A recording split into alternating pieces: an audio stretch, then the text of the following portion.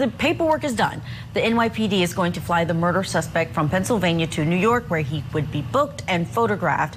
Mangione would then be arraigned in the afternoon, or it could happen tomorrow. The Manhattan District Attorney announced Mangione had been indicted on first-degree murder in furtherance of terrorism. Mangione could also face federal charges out of the Southern District of New York. Now, federal charges could make Mangione eligible for the death penalty. Here to discuss, criminal defense and civil attorney John Phillips is with us, and criminal defense attorney and former prosecutor Matthew Tempanik. Thank you so much for being on with us this morning. John, let me start with you. What can we expect today in Pennsylvania? We're going to start moving on this case. So, you know, Pennsylvania has jurisdiction, obviously, because that's where he was picked up. That's where he was found with the gun, and the McDonald's, employees identified him. So, there's certainly charges there, but the meat of the potato, as you just discussed, comes from what's going to happen in New York, and then the potential addition of federal charges. So, this is just kind of the start of the dominoes starting to fall for Mr. Mangione's criminal court life. Yeah, and Matthew, the difference, I mentioned incorrectly that the death penalty might be on the table. Life without parole is the max that he would potentially be getting there in New York. But talk about the state charges that he has in Pennsylvania, because they captured him there. He does have, and we can take a look at the actual charges that he's facing there in Pennsylvania, where he is going to be dealing with the tampering with possession of instruments, tampering with records of identification, forgery, false identification to law enforcement, possessing those instruments of a crime. What happens to those charges once he goes to New York for what no doubt is considered the much more heinous crime? So what's most likely going to happen is those charges are going to be adjudicated at the same time as the murder charges.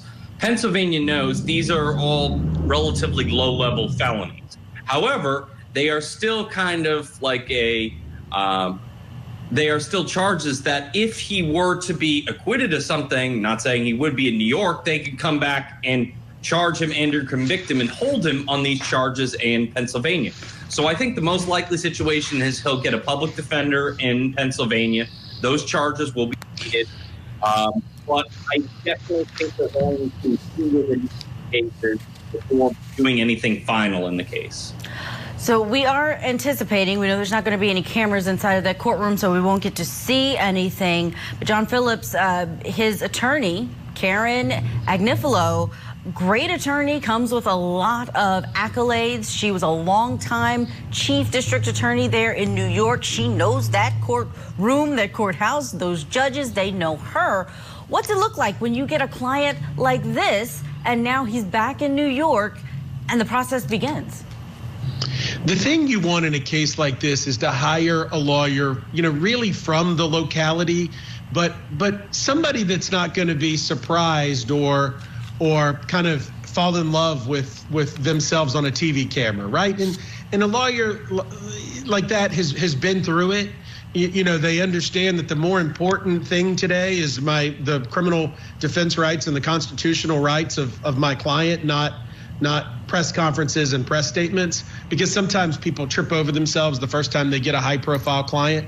And the better news, and we talked about it last week, is it's not Kim Kardashian, right? So Twitter and X wanted Kim Kardashian on the case, and no, she's not licensed to practice, but the attorney he chose certainly is. Yeah, that has been the headline, but she passed a baby bar, not the full bar. That would have only been in California. But let's talk more about Karen Agnifilo. She did put out a statement. She hasn't done anything public, to your point, John, not getting in front of the cameras at this point, taking that time to speak to her client. She said that the federal government's reported decision to pile on top of an already overcharged first-degree murder and state terror case is highly unusual and raises serious constitutional and statutory double jeopardy concerns. We are ready to fight these charges in whatever court they are brought. What's the order of things, Matthew? What would go first?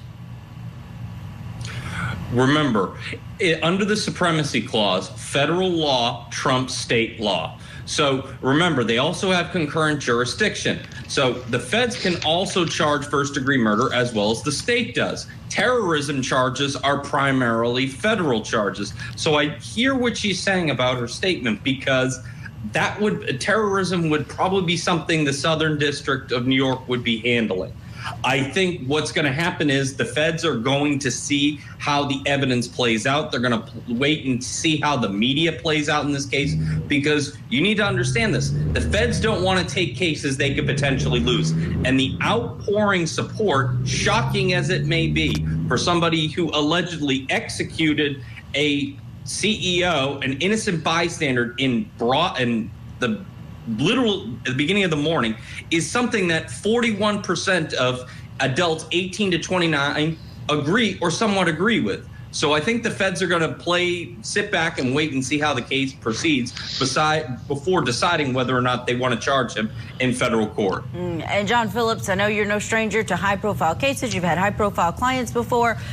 You mentioned he's not exactly high-profile in terms of celebrity, but this is a high-profile case at this point. Can you talk about how he may be treated differently once he gets to New York, if it has to do with how he's incarcerated or just how the court will take into consideration the extensive amount of attention on this case? This is a different one, right? And as Matthew was saying about, 41% approval rate, normally murderers don't have that when they walk into a jail cell, like when Joe Exotic, who I represent, walks into a new prison because they're transferring him. He's a celebrity, right? People have come from seeing him on Tiger King. This isn't exactly your traditional celebrity. And if he did this, he's a cold-blooded murderer. Again, the state's got to prove its case. The feds have to prove its case. But it's going to be interesting to see when he's in with hard and fast, fellow inmates in New York, how he's treated, because, generally, somebody like him could pray victim to the very harsh circumstances, going from a family of wealth to a bunch of people that really don't care about your self-interest in jail.